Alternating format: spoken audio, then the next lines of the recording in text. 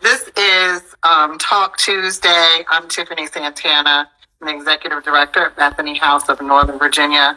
Bethany House empowers women and children escaping domestic violence by providing safe, short-term housing and trauma-informed services to them.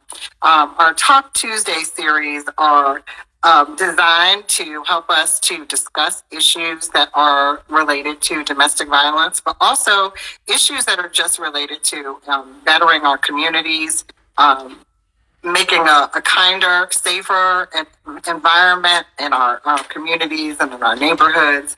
And so I like to invite people who have particular expertise, who have a particular knowledge or skill set or life experience that helps us to explore some of these topics. So today I have invited LaKisha Brooke, who is a licensed clinical social worker. Yes. And full disclosure, she's also a lifelong friend. I have known her since I was 10.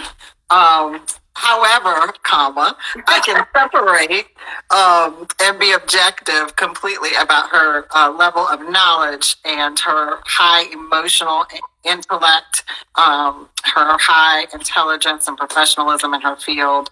And we always have really good conversations about these topics, as well as, bubblegum ice cream and things like that.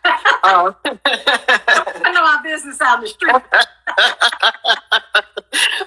So today we're going to talk about that love shouldn't hurt. As we are in this month where we are focused on love for Valentine's Day, we're focused on Black History Month and highlighting good things that people do and ways that people have positively impacted our society. I think it's important, especially now. We've come through a few years that have been heated, that have been that have presented these unique challenges because of COVID, and where there's been a lot of isolation and just things that we've never faced before in a lot of different ways. And I think it's impacted us emotionally. And so I think it's important for us to talk through what we're feeling about some of these things, to do some emotional checks, to do some intellectual health checks, and I'm sorry, I have dogs. The dogs open the doors. Me too. And good right now. For right now. But really to talk through some of these things that are unique to this time, but maybe not so unique to this time also. So I want to talk a lot about emotional abuse. Okay. And different forms of non-physical abuse. Mm-hmm. A lot of times when we deal with domestic violence as an organization, people often assume that we just deal with physical abuse. Yes. That we rescue women and children from physical abuse. Mm-hmm. And while that's true in the majority of the cases, we still recognize that emotional abuse is just as, if not more, damaging to women and their children. It has long-lasting generational effects. Absolutely. And it's something that I think we need to talk about more and more so that people can recognize abuse when they see it, when they're experiencing it, and when they see it with their friends and their family members and their co-workers. So that's why I invited you, Keisha. Partly because I get a chance to talk to you, but also because you know a lot about this topic. So first, start by telling those who are joining us what your professional experience has been, what you do, and how you came to become involved in social work and working in the human services. Okay. Well, like you said, I'm a licensed clinical social worker. I began my career in Maryland, which is, where I'm from, where I got my education and everything like that. And that was the first state that I was licensed in, and worked in a variety of agencies, therapeutic foster care, school social work, and then became a therapist and then a director of a severe and persistent mental illness outpatient clinic and partial rehabilitation program. And so I did that for a while, and all the while building up, you see all kinds of things. I mean, that's like kind of a broad view of experience, right? From children on up to adults. Substance abuse, some dual diagnosis where people have mental illness, substance abuse issues. And of course, no matter what, because they're people and they have people in their lives, relationships always play a part in that, right? So you're kind of, whether you're an expert in it or whether was specifically working with that or not, always exposed to healthy and unhealthy relationships, professionally. And then, of course, we all have our own personal experiences with that, right?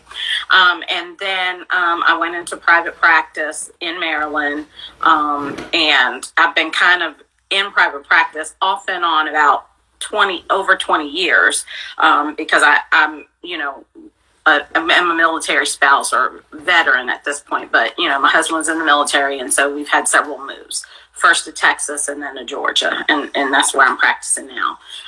While I was in Texas was probably where I had the most experience with relationships and domestic violence. Now sometimes they call it intimate partner violence, right, and abuse.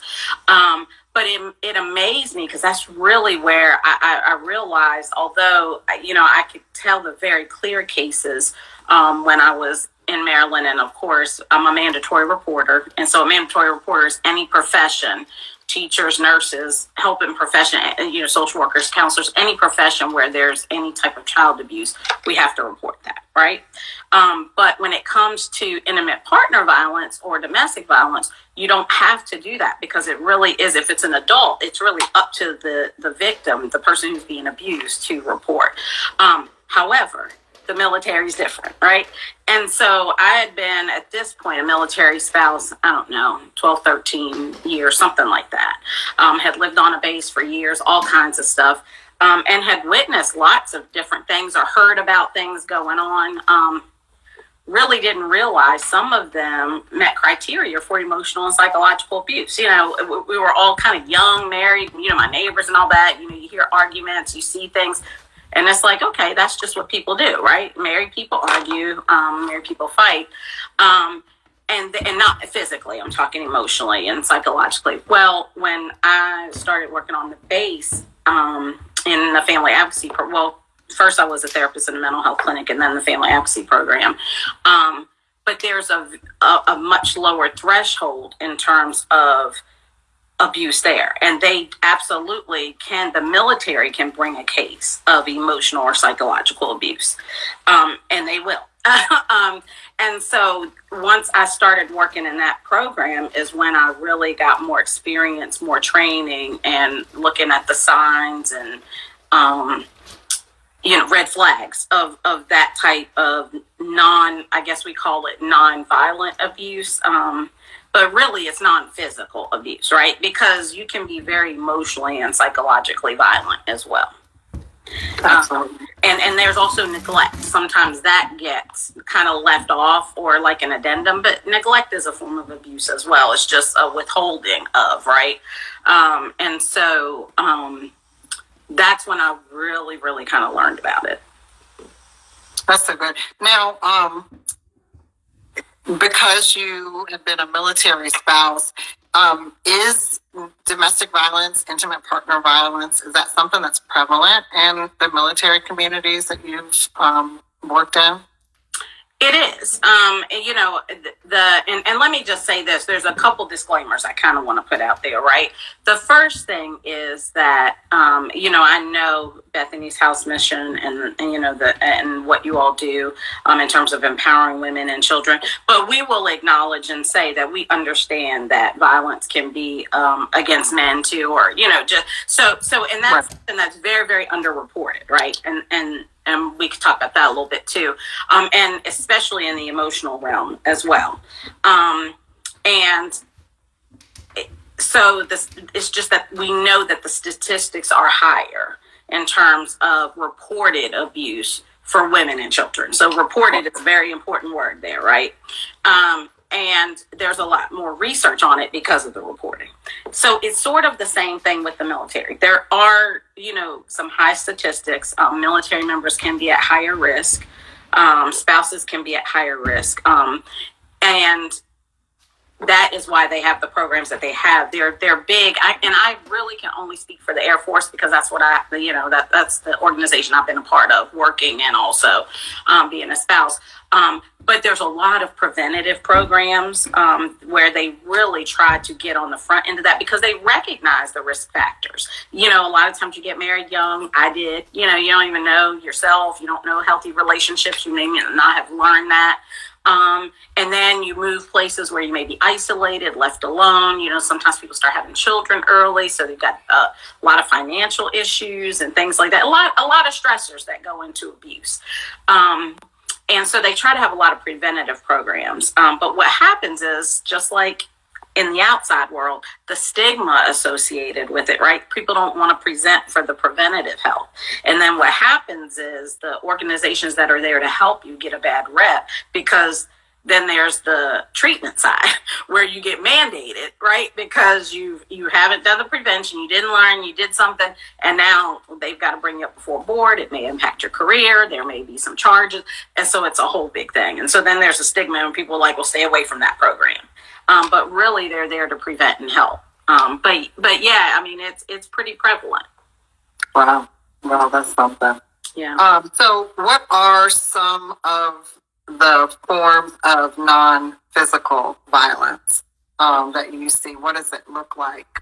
Because I think we know what physical violence looks like. There are physical marks, there are scars, there's pain, physical pain involved, but a lot of times we don't recognize the non-physical types of abuse and violence. So what are some of those things? What does it look like?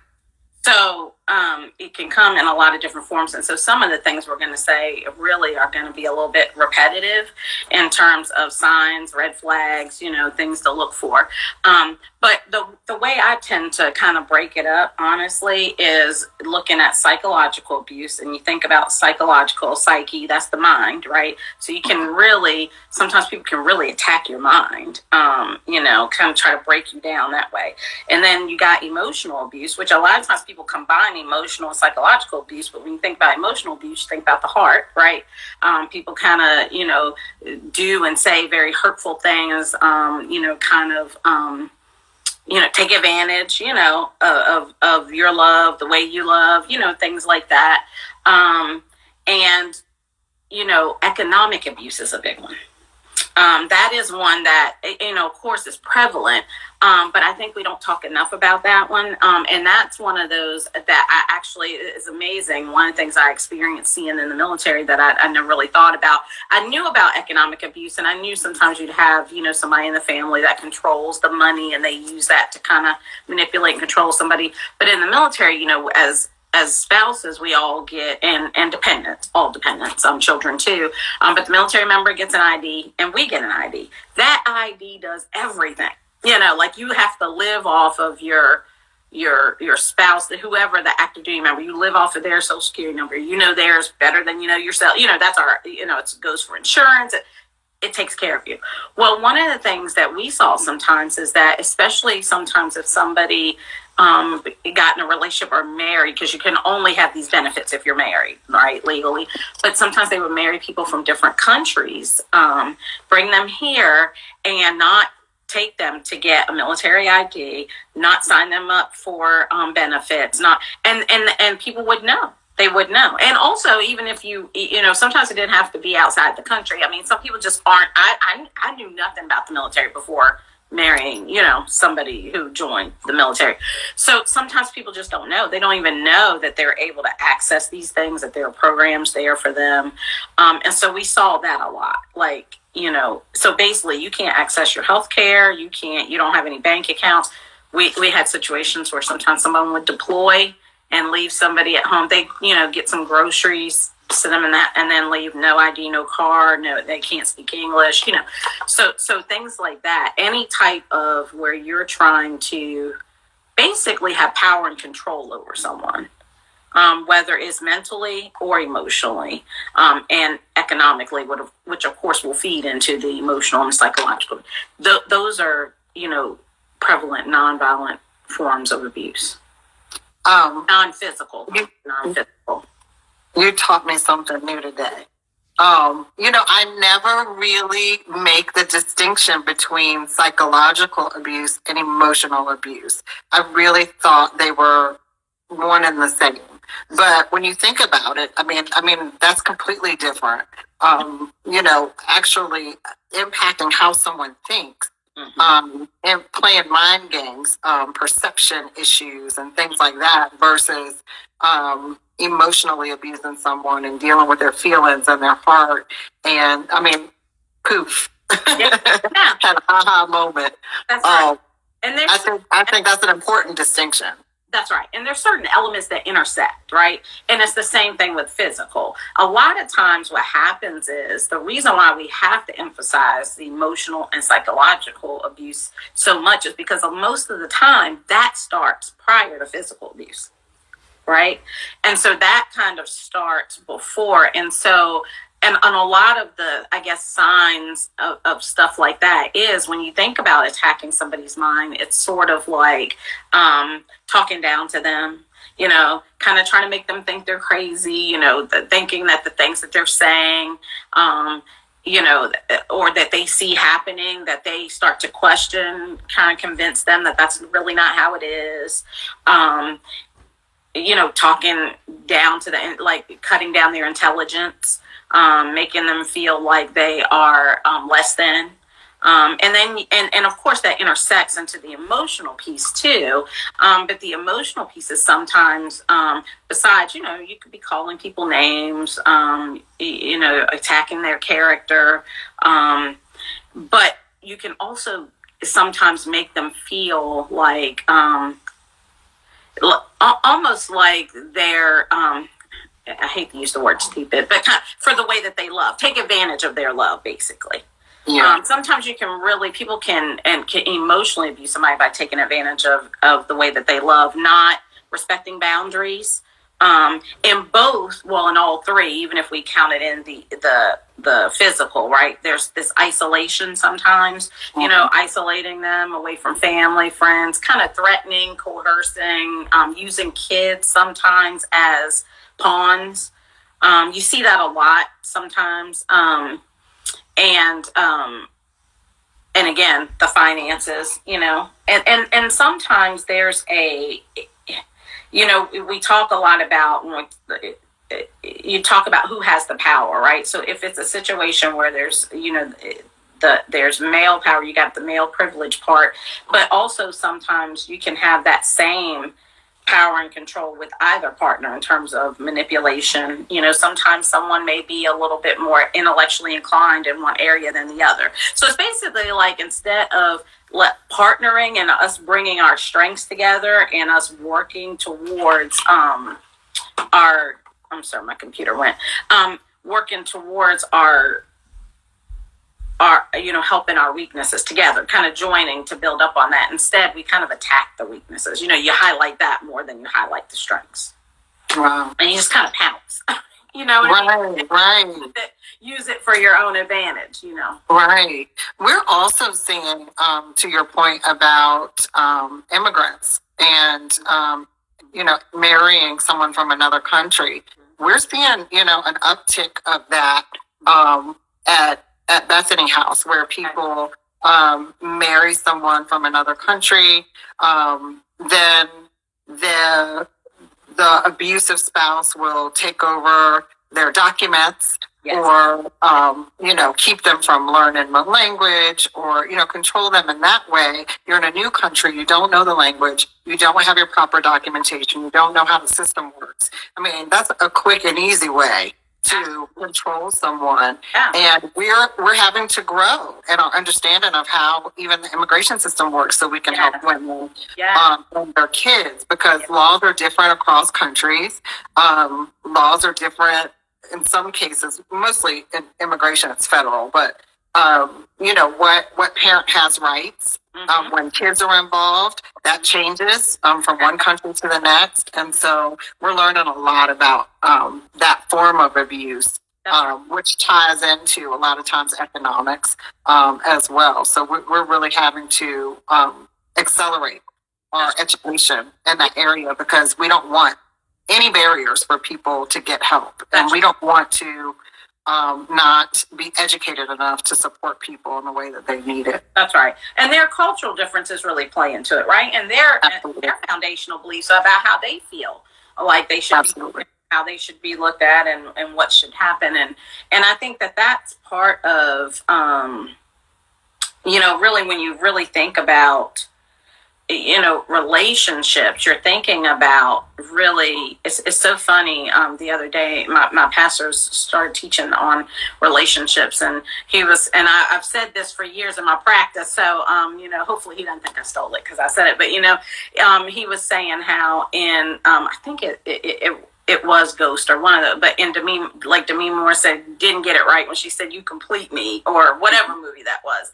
And I've kind of said that, in working with couples over the years a lot, it's like, listen, relationships are a lot like, mathematics or arithmetic, it's not two halves make a whole. Like, you have to have two whole individuals, right? So it's more like multiplication and addition when you're talking about, kind of coming together. It's 1 times 1 should equal 1, right? Not let's take these two broken pieces and kind of put them together. So it's like 1 times 1 equals 1, but neither of us are going to be perfect, and neither of us are going to come with everything. So you're looking for relationships to be complementary, not disadvantaged, I guess. So, so it's like, when you think about healthy relationships, you're talking about equality. That does not mean that we're all going to have the same roles. That does not mean that it's always going to be 50-50. So again, here I am with the math, but it's not always going to be 50-50. It depends. Some things will be 10-90, some things will be 40-60. But again, are we looking at each other's strengths? Did I combine with this person? Did I, get with this person, marry this person, join with this person, so that we can create and make something better? Because if you're looking at, attacking and controlling and criticizing and cutting down someone to decrease their worth, that decreases the worth of the relationship. So it's like, you're not really we should be looking at relationships as investments. So you should be, it's all the positives, right? Like addition, adding to one another, multiplication, becoming one. You don't want to be taking things away. You don't want to be subtracting, and we certainly don't want to be divisive in how we treat each other. So where does that start? What makes a person come to a relationship and want to control or want to diminish or demean? I know that's broad, but what are some of the root causes of that? To be honest with you, and some people may disagree, but I'm talking right now, so no, I'm kidding. But honestly, of course, there's a bunch of little root causes, but the main root cause is fear. Most of us have something we want to control or that we're controlling about outside of ourselves that is kind of an illusion or disillusion to us because we really have, or delusion to us because we really don't have control over it if it's outside of us. But there's a fear of losing some type of control within ourselves. Either we never had it, maybe due to childhood, abuse, trauma, or we've had it and something happened, or we got hurt. A lot of times hurt people. I know that's very cliche, but it's just so true. You may be hurt in one aspect or one way in your life, and then that translates into hurting other people. And a lot of times people hurt the people that they really do. I believe sometimes people do really feel like they love these people, right? They have a genuine heart. They didn't set out to do it. But when you don't heal properly and you don't take care of the things that have hurt, where you've experienced hurt, if you don't heal from the inside out, and a lot of people will heal on the outside, sort of like when we get you hurt yourself and you get a scab, and it's like, okay, well, it's protected for right now, and it looks good, it's healed, but it takes longer for the inside to heal, stuff we don't see. And if you don't really work on that, so really it's about that fear. It's a fear of probably being alone, fear of not being in control and being exposed, and the possibility of getting hurt again because we've been hurt. But I think at the end of the day, the root cause is fear. Wow, that's really something. So if someone is, I want to look at this on two sides, and we only have a few minutes left. I just want to leave with help, because I always like to leave with help. Absolutely. If someone feels like they are in an abusive or controlling relationship, what are some steps they can take? And then on the flip side, if someone recognizes that they're being abusive or controlling, and they don't want to be that anymore, what are some steps both parties can take to try to come out of that? Well, one of the things I would say is that's very important, and is so right now we have so many things available to us. We have information so readily available to us. So, Google, look up some things sometimes where it's like a questioning, okay, because yes, people in relationships, families, couples, whatever, you're going to argue. You're going to disagree. Every time someone fights and says an unkind word, I don't want them to think they're being emotionally abused. It's not that. We're looking at patterns here, right? Now, it's not okay to do those things. And once you recognize you need to apologize and let's figure out what we can do and problem solve. But it's getting locked in the cycles of things that's in repeated patterns. That's an issue. And so really trust your gut, too. If something doesn't feel right, it's not right. If you're constantly feeling drained and down on yourself and depleted when you're with someone, that's probably a sign that either there's something not right and they're taking away, they're subtracting value from you, so there could be emotionally abusive, or you yourself are kind of having some behaviors that are that way, so you have to look at that and just kind of, there's so many resources online. All you have to do is look up domestic violence, emotional abuse. There are national hotlines. I'm sure you guys have a lot of information on Bethany's House website, and but also look up your local agencies, wherever you are. I know that there's a really good place here in Georgia in Augusta called Safe House, so really you look up those things, and a lot of them have hotlines. Call and talk to somebody. Get the information. Information is really power. You talk about wanting to take power and control in a healthy way. Get the information and learn what to do. And also seek help, whether it is through one of those agencies or a private therapist, your pastor, counseling services at church, and, it just really anywhere, talk to a friend. The biggest thing is don't be isolated about it, because the shame and guilt only beget more of the cycle. And so you have to kind of come out of that, and anything that's not right has to be exposed in order to really heal. And so the biggest thing is don't be isolated and don't be afraid to ask for help. That's good. That's the pattern word is really important. Like that's key. Understanding that there are cycles, there's pathology, there are patterns that continue and go in circles, and that's really important. A really important distinction too. That if it's something that happens consistently, that's a red flag. That's right. These conversations are always so good and they go so fast. We're already at 12:30. Oh my God. So I would love to, if you would be willing to, have you come back and talk to us more. You always have such a wealth of information, and it's palatable. We can take these chunks and use it. Always learn something from you every time we talk, even on our personal talks. But I would love for you to come back and share with us again some more information about intimate partner violence, abuse, and even some ways that we can be better to ourselves. Absolutely. I think that would be really great. So thank you so much, Keisha. Happy to do it. Always happy. Always. All right. Take care. Thank you.